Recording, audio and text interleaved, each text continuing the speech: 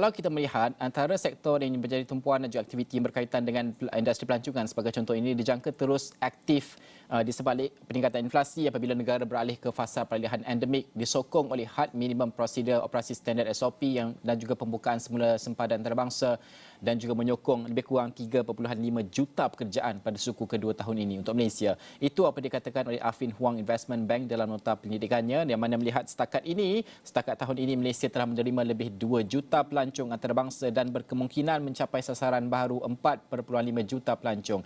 Namun sudah pasti banyak lagi isu yang masih lagi membelenggu sektor ini yang harus diberikan perhatian.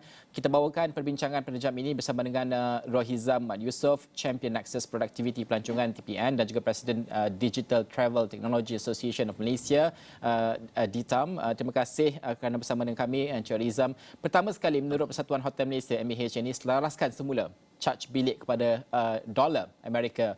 Mengapa keadaan ini penting untuk industri perhotelan sebagai contoh salah satu instrumen di bawah pelancongan ini dan apakah kewajarannya, Encik Rizam? Baik. Assalamualaikum warahmatullahi wabarakatuh. Salam keluarga Malaysia dan salam sayangi Malaysia. Terima kasih Nina, Najib dan Ashraf di atas jemputan pada hari ini. Saya juga ingin mengucapkan terima kasih kepada Ashraf Awani kerana banyak memberi peluang untuk kita berbincang mengenai isu industri pelancongan yang mana kita semua fahami amat terkesan semasa pandemik, dan insyaAllah kita sama-sama akan buat cara yang terbaik untuk industri pelancongan ini.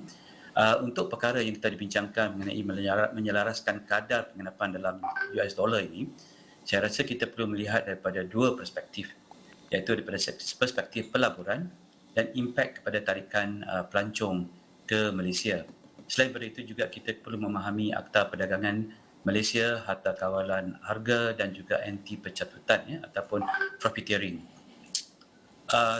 Untuk menarik pelabur asing melabur ke negara kita, penilaian ataupun penilaian adalah dari sudut pulangan, iaitu pelaburan ROI. Jadi disebabkan itu banyak negara sekarang ini telah memulakan tarif ataupun charge di dalam US dollar untuk menarik pelabur-pelabur untuk melabur ke negara di dalam industri pelancongan, especially atau terutamanya dalam bidang perhotelan.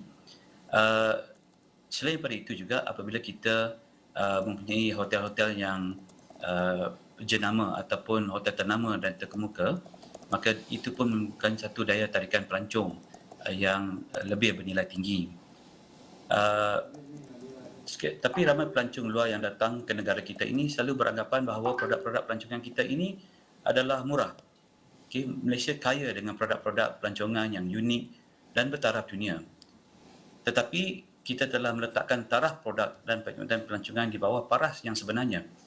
Para pelancong harus datang dan menghargai produk pelancongan dan perkhidmatan dan warisan negara kita yang tidak ternilai dan yang dihindarkan tanggapan yang murah, menghindarkan tanggapan yang murah. Saya juga ingin berbincang mengenai impak kepada pelancong pula. Sama ada kita akan berkurang pelancong akan datang ke Malaysia sekiranya kita menaikkan harga ataupun di dalam charge tarif dalam US dollar ini. Sekiranya kita melihat bahawa dasar pelancongan negara yang dikeluarkan oleh Kementerian Pelancongan, kita perlu memfokuskan kepada pelancongan bernilai tinggi ataupun high yield tourism. Bagi saya ini amat penting agar sektor pelancongan dapat dipertingkatkan lagi dan menjadi satu industri yang mampan. Walau bagaimanapun, kita juga melihat kesannya kepada pelancong domestik dan tempatan dan juga dari luar negara. Sekiranya kita semasa pandemik, industri pelancongan domestik atau tempatan lah yang banyak membantu industri pelancongan kita. Jadi dengan itu kemungkinan besar apa yang kita boleh lakukan ialah two-tier pricing, dua tarif, iaitu tarif untuk tempatan dan tarif untuk pelancong daripada luar negara. Jadi pada jangkaan atau pemerhatian Rohizam sendiri, adakah industri perhotelan tempatan dapat mencapai pemulihan sekurang-kurangnya pada tahap 50% seperti 2019 pada tahun ini?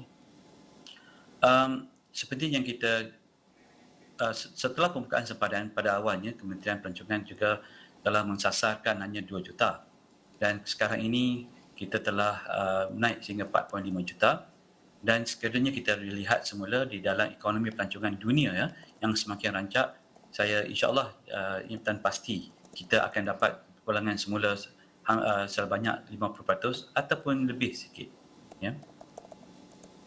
Baik, Cik Roizam, akhir sekali kalau boleh ditanyakan juga, adakah dari segi promosi pelancongan, kerana negara ini membuka sempadan hampir sama dengan Indonesia, Vietnam dan juga negara serantau, adakah promosi kita cukup mantap untuk bersaing dengan negara jiran yang lain secara ringkasnya?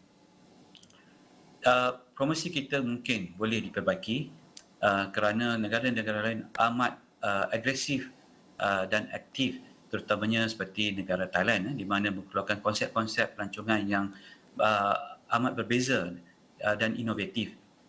Dan juga seperti mana yang kita berbincangkan mengenai kadar kenaikan harga ini ataupun di dalam US dollar, Thailand juga telah akan mengubahkan akta sedikit masa lagi untuk charge dalam US dollar. Ini kerana mereka mahu negara mereka tidak lagi dianggap sebagai negara untuk backpackers. Yang selama ini ramai backpackers yang datang. Sekarang kita pergi ke Thailand sekarang, harga semua dah semakin meningkat naik begitu cepat ya. Jadi selain daripada inovasi, promosi kita juga perlu lebih agresif lagi di serantau dunia ini. Ya, untuk permulaan ini Cik Rizam katakan tadi buat dua sistem dahulu untuk pelancong tempatan dan juga antarabangsa berbeza. Itu yang boleh kita laksanakan untuk tempoh terdekat, betul? Ya, begitu sebabnya kita juga mahu pelancong yang datang daripada luar negara adalah pelancong yang bernilai tinggi. Ya. Dan juga sebab semasa pandemik ini ataupun pada endemik sekarang ini kita tidak boleh ada mass tourism ataupun tourism terlalu ramai kerana ia akan memulakan semula jangkitan-jangkitan yang kita tidak kehendaki dan juga akan menjatuhkan semula ekonomi pelancongan. Baik. Jadi sekiranya kita buat demikian, kita dapat juga mendapat daripada pelancong yang bernilai tinggi daripada luar negara.